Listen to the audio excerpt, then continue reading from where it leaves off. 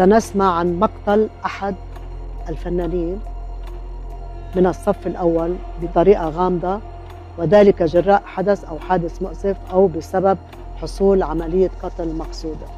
كمان مشان قصة فلوس كلها بتخص المصاري، ما في شيء تاني. توقعان خطيرين.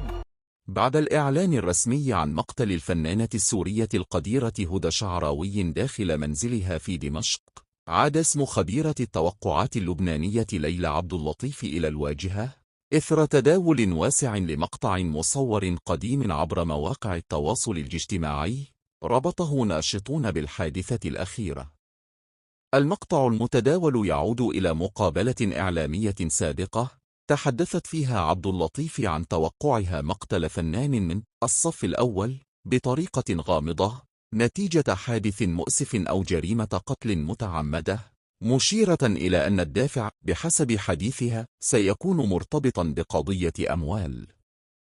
ومع انتشار خبر الجريمة، اعتبر بعض المستخدمين أن ما حدث للفنانة هدى شعراوي يتقاطع مع هذا الحديث، ما أشعل موجة من الجدل والتأويلات، ودفع المقطع إلى الانتشار مجددا على نطاق واسع. في المقابل، كانت السلطات السورية قد أعلنت مساء الخميس تفاصيل الجريمة، مؤكدة أن الفنانة الراحلة توفيت نتيجة اعتداء بأداة صلبة أدى إلى نزيف حاد داخل منزلها، وأن العاملة المنزلية الأوغندية الجنسية هي المشتبه بها الرئيسية في القضية.